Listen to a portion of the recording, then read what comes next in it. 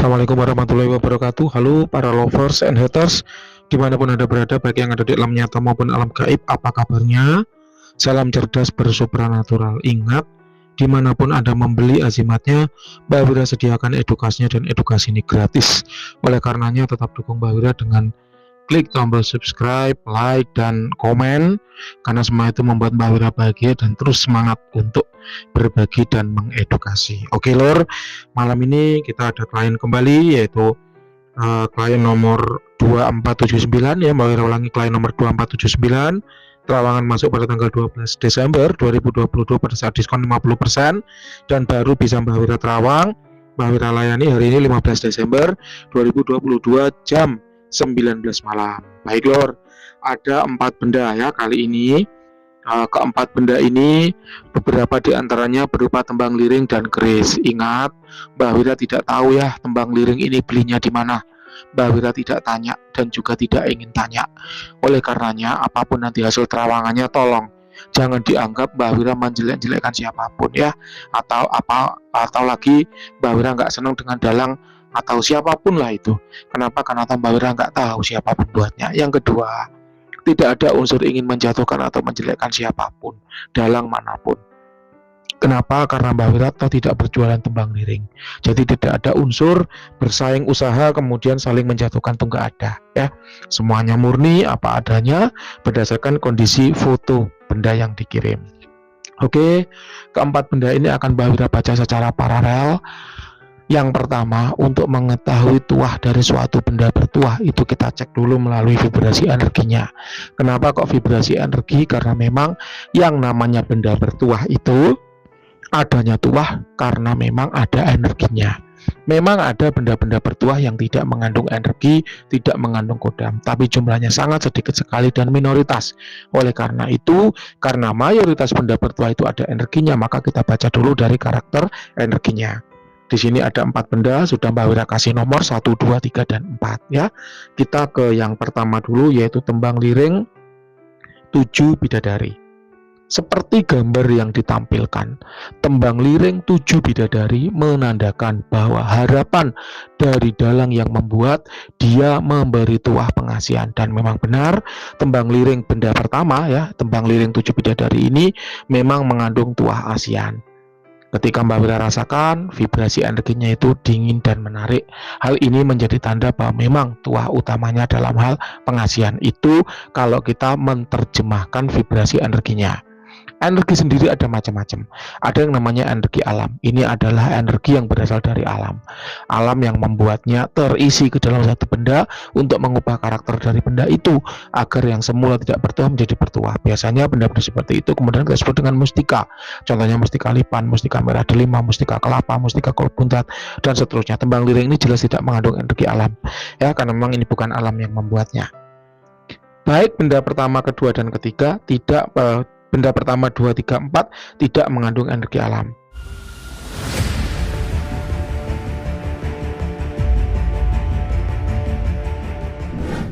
Yang kedua yaitu energi dari manusia. Energi dari manusia ini adalah energi dari praktisi yang meritualkan. Memang benda-benda seperti tembang liring, keris itu banyak menyimpan energi dari manusia, dari praktisi yang meritualkan. Sebagaimana benda pertama ini mengandung ya doa-doa, energi dari doa-doa dalang pembuatnya. Memang sebagaimana gambar yang dituliskan itu tuahnya lebih ke arah pengasihan. Level energi dari 1 sampai 100 kira-kira ada di skala 80 ya. Untuk benda yang kedua yaitu sebuah tembang liring juga bergambar Arjuna dan 3 bidadari. 4 bidadari ya. Arjuna dengan 4 bidadari menunggangi naga. Ini tuahnya adalah hangat, menarik ya. Ini menjadi tanda bahwa selain tuah pengasihan, dia juga punya tuah untuk kerejekian, utamanya kerejekian karir. Jadi pengasihan tapi ada tuah kerejekian karirnya. Kalau Mbak Wira cek secara vibrasi energi alam tidak ada, tapi dari energi manusia ada. Memang benar ini mengandung energi manusia, energi dari praktisi yang meritualkan. Ketika membuat ini, memanjatkan doa-doa khusus yang dituangkan dalam gambar-gambar ini dengan harapan si pemegang benda ini memiliki pengasihan yang bagus serta kerejekian melalui karir yang baik. Kayak gitu. Ini cocok kalau dibawa oleh seorang pegawai. Kemudian yang ketiga, keris ya.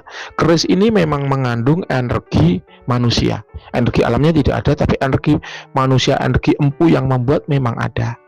Namun ketika Mbak Wira cek, energi ini sifatnya aktif, tapi tidak dimaksudkan untuk pemilik yang sekarang.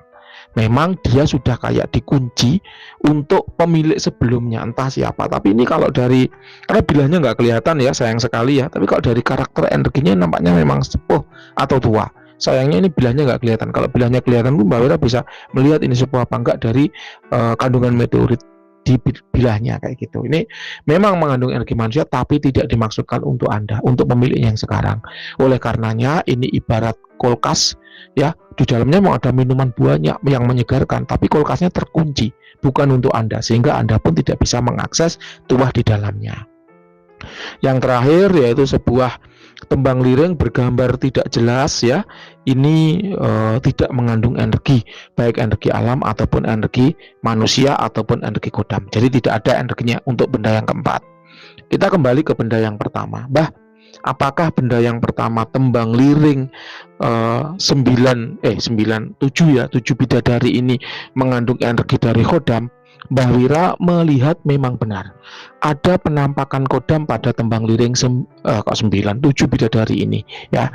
Sosoknya adalah laki-laki gagah memakai baju biru dan semacam kayak blangkon begitu ya, kayak topi atau blangkon yang topi berbentuk bulat, dan ada wanitanya memakai baju biru mengkilat seperti warna sambar lilin dengan selendang yang panjang.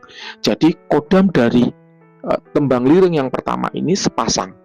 Yang dominan adalah yang laki-laki, yang wanita hanya mendampingi saja. Nah, Mbah, kalau energi dari kodam yang sepasang ini gimana? Sama, tuahnya adalah pada pengasihan ya, membuat orang lain mudah senang, mudah suka kepada Anda. Oleh karenanya, ketika kemarin ada orang yang bilang bahwa Anda itu ada flag-flag hitam, sehingga tuah pengasihan dari azimat yang Anda miliki itu belum berjalan, belum mengenai diri Anda. Ya lucu kalau Mbak Wira rasa. Azimat Anda ada sebegini banyaknya, masa iya satu pun nggak ada yang jalan, kan gitu.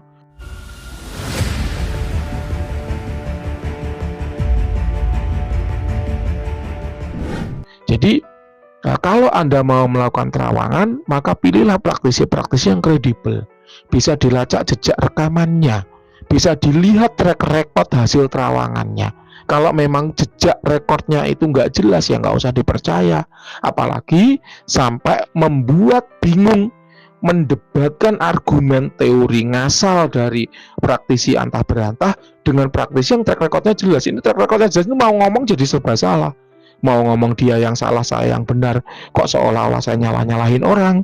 Mau ngomong saya yang salah, dia yang benar, teorinya dia ngasal, dan track record saya jelas bener semua terawangannya, kan jadi serba nggak enak kayak gitu. Jadi kitalah sebagai pembeli, sebagai konsumen yang harus cerdas dalam memilih dan memilah kepada siapa kita akan membeli jasa kayak gitu. Kita kembali ke tembang liring 7 bidadari. Jadi secara kodam ini menarik. Ini sifat kodamnya adalah white entitas. Dia diritual dengan pakem aliran kanan. Entah siapa yang membuatnya, entah siapa yang meritualkannya, Mbah Wira nggak tahu.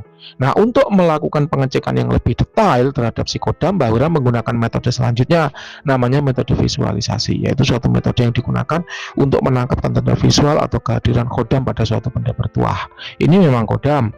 Kelihatan jelas ini adalah jin yang sudah ditundukkan dan diikat dengan perjanjian, serta tuahnya juga sudah berjalan dengan baik kepada pemiliknya yang sekarang ya.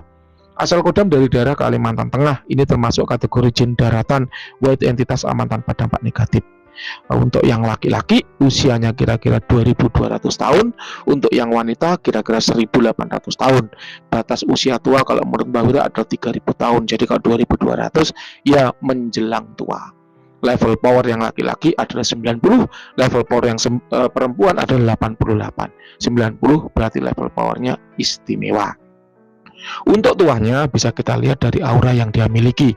Laki-laki memakai baju biru, berarti aura dominan biru, aura pengasihan. Memakai topi berarti dia punya tuah dalam hal healing atau penyembuhan. kemungkinan healing di sini adalah sifatnya membooster energi tubuh Anda menjadi lebih tinggi dibandingkan dengan sebelumnya, sehingga aura Anda menjadi kuat, menjadi tebal, sehingga ketika dirombak menjadi aura pengasihan bisa, pengasihan untuk sesama teman kerja bisa, pengasihan untuk kepada atasan sehingga mendukung kerezekian bisa, kemudian pengasihan kalau Anda disenangi atasan ya, kemudian ada orang yang nggak senang, kemudian aura ini menjadi proteksi bisa. Jadi booster aura itu sifatnya umum atau general, mau Anda bawa kemana biasanya itu adalah automatic setting. Ketika Anda butuh, maka aura itu akan mengkhususkan dirinya menjadi tuah yang Anda butuhkan. Jadi kalau kita bilang bahwa ini adalah tuah yang multifungsi, ya bisa, tapi jalan dari multifungsi itu masuk melalui booster energi. Jadi memperkuat energi diri Anda sehingga aura Anda menjadi tebal. Itu adalah tuah dari psikodam laki-laki dan perempuan. Yang perempuan itu sama mendukung saja ya. Kemudian tuahnya udah jalan, baik, kalau menurut Mbak Wira bagus, positif, sudah aktif. Tapi yang menjadi catatan Mbak Wira adalah pemegang benda ini kurang mahir atau kurang pinter dalam dua hal. Yang pertama, dia kurang pinter mengoperasikan benda ini, menggunakan benda ini, afirmasi, penggunaan dan sebagainya kacau balau.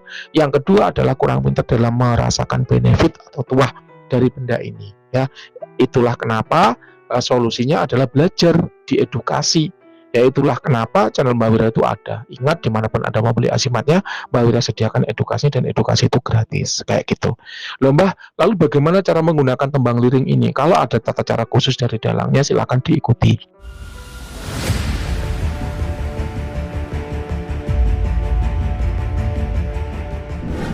Jangan bikin acara sendiri, karena tembang liring itu Mbak Wira tahu ada tata cara penggunaannya secara khusus, ada mantra-mantranya, ada doa-doanya ya. Jadi jangan pakai acara sendiri. Kalau tidak dibimbing, tidak dipakai, tidak dikasih tata cara secara khusus, maka Anda bisa menggunakannya melalui tata cara dengan afirmasi. Tata cara afirmasi udah banyak Mbak Wira bahas, silahkan bisa disimak di video-video sebelumnya ya. Kalau untuk perawatan, Mbak Wira merekomendasikan menggunakan dupa gaharu herbal cap raja omyang. Kenapa kok dupa gaharu herbal?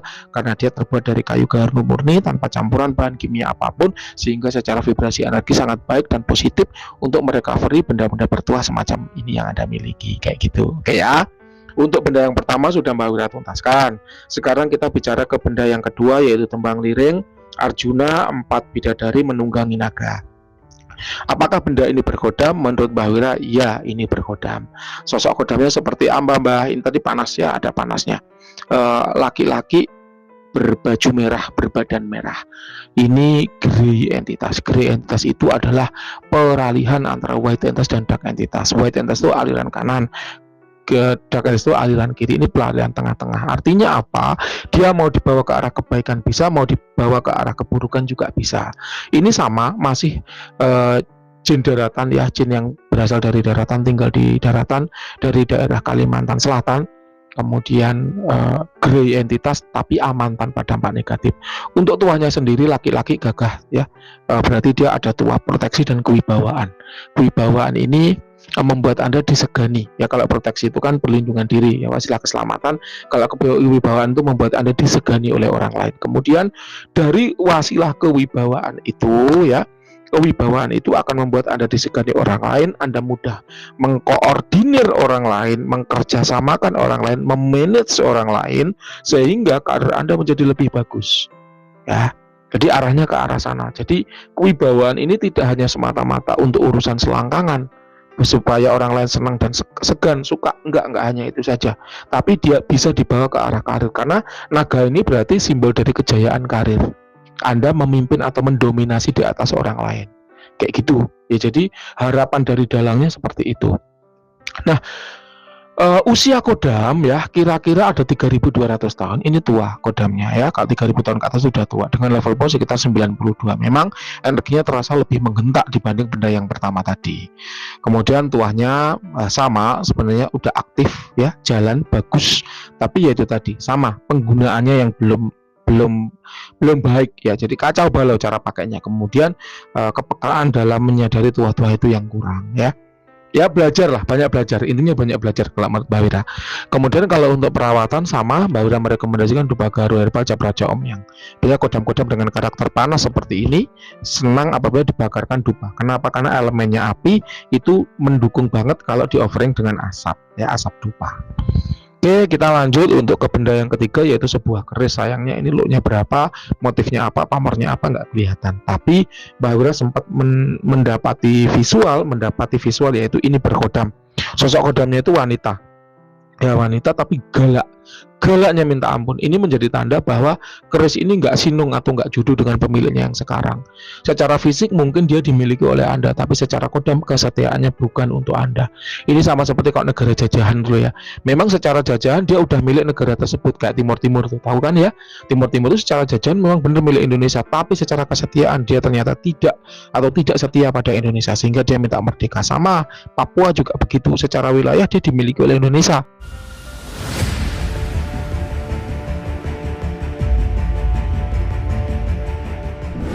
tapi secara kesetiaan dia tidak setia pada Indonesia. Secara fisik boleh ini Anda pegang, Anda miliki, tapi secara kesetiaan tidak. Oleh karenanya Anda tidak bisa mengakses tuahnya, ya. Galak banget, sentimen. Kalau bahasa manusia itu sentimen.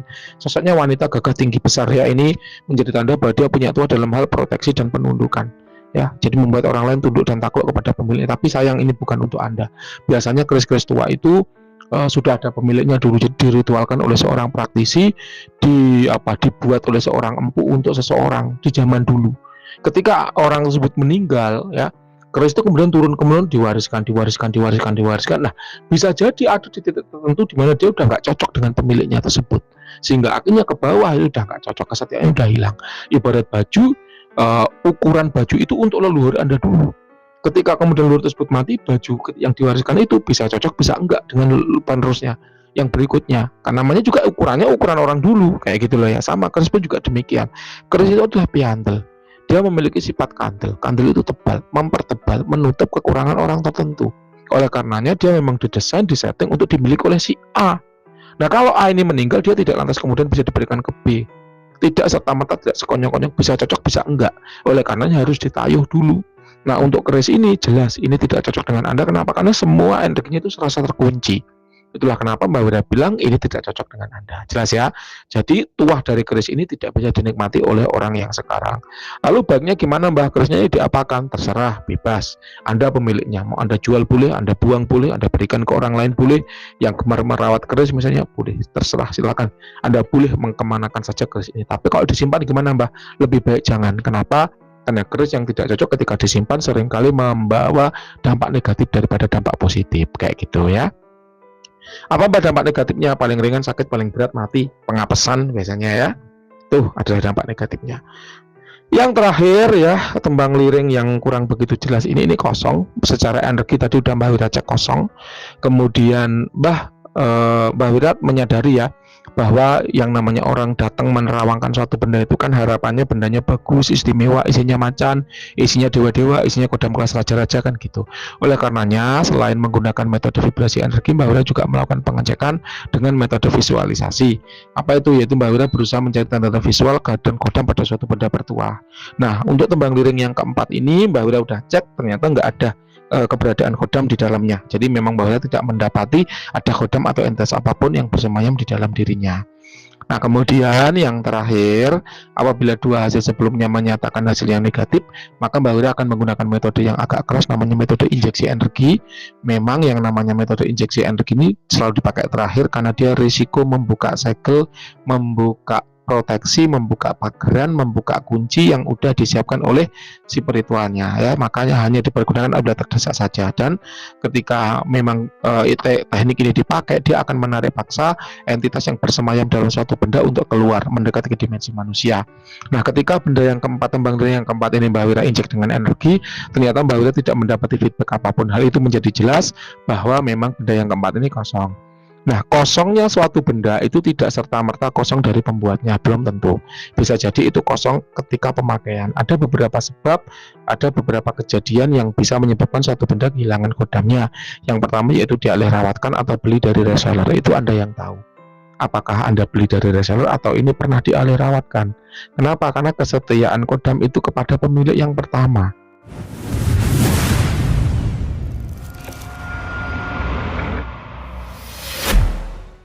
Ketika sudah dikunci dengan yang pertama atau dibonding dengan yang pertama, ketika bendanya dialih rawatkan, memang secara benda dia berpindah tangan, tetapi secara kodam dia tidak ikut berpindah, sama seperti si keris tadi, kayak gitu.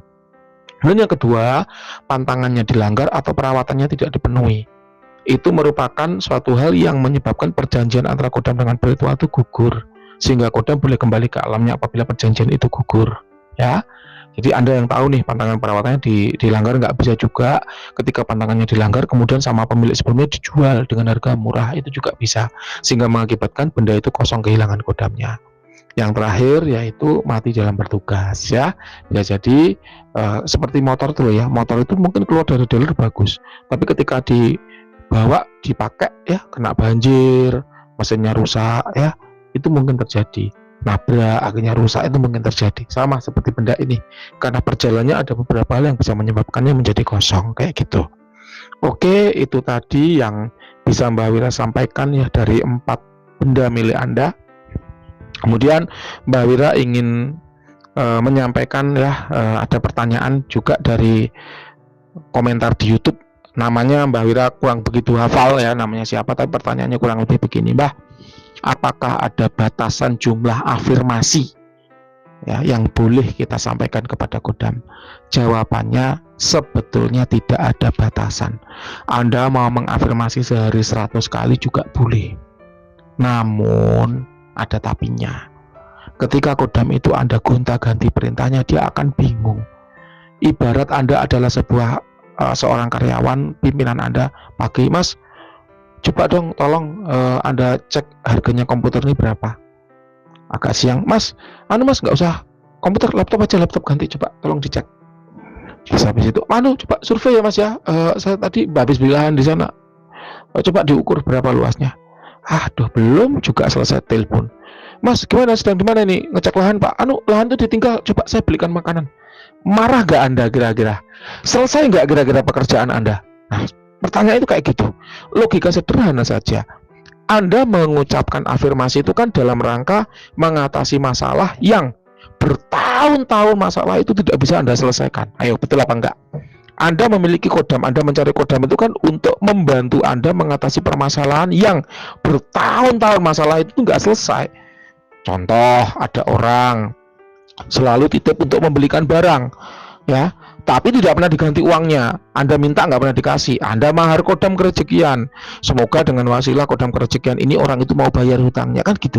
Artinya apa? Anda udah bertahun-tahun tuh memendam masalah dan masalah itu nggak selesai.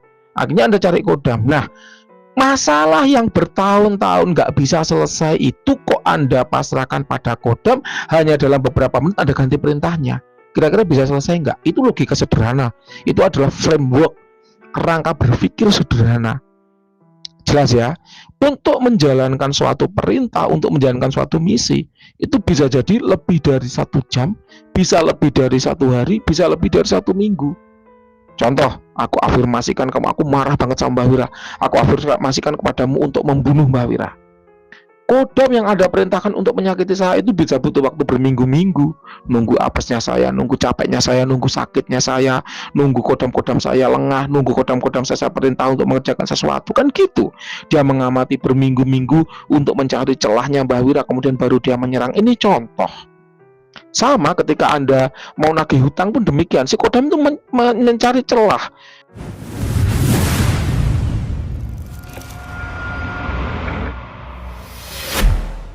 Oh, orang ini hari ini belum punya uang. Kalaupun saya serang, saya pengaruhi untuk bayar utang, tetap nggak akan dibayar.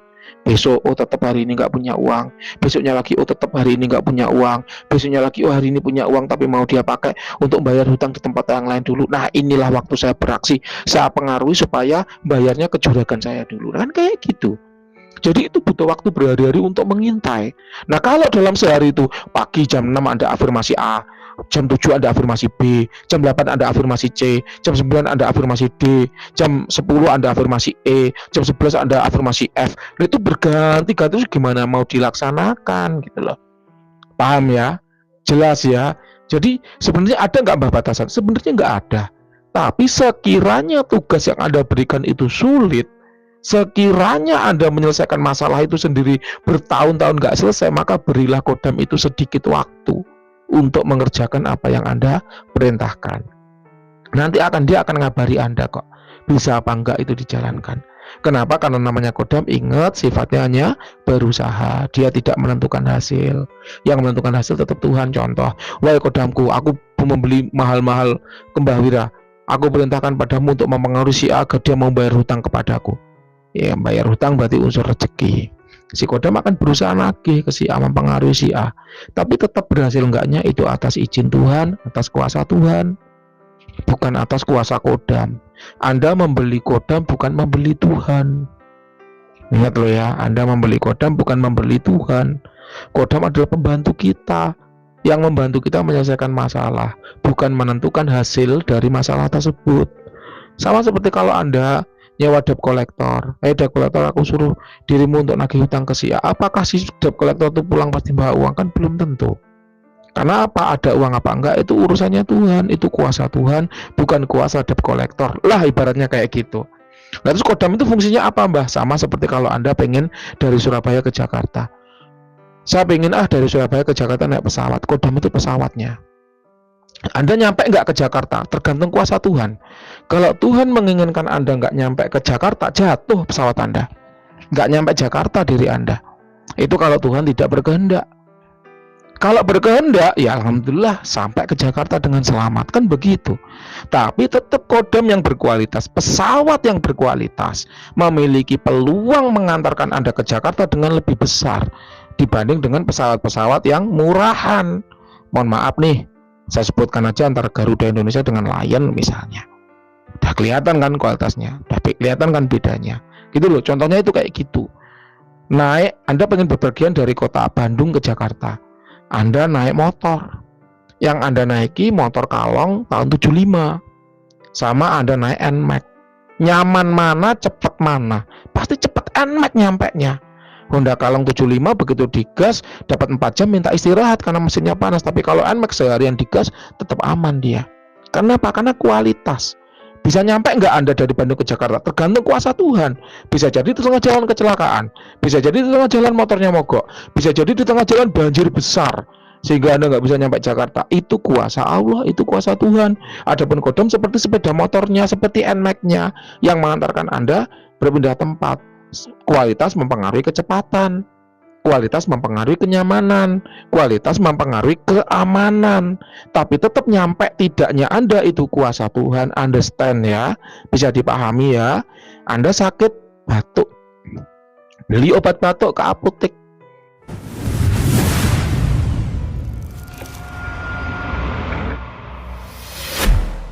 Beli obat batuk yang generik dan yang non generik.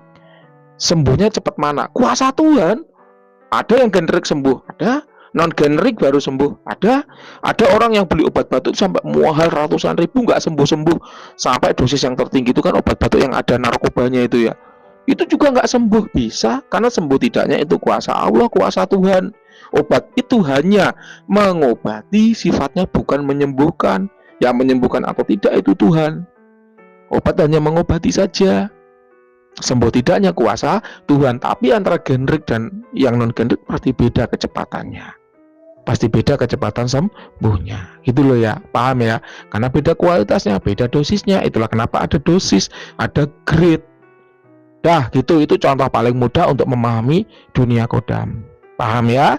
Oke, sekian yang bisa Mbak Mira sampaikan. Ada kurang lebihnya mohon maaf, silakan kalau ada yang kurang jelas boleh ditanyakan. Terima kasih, selamat malam.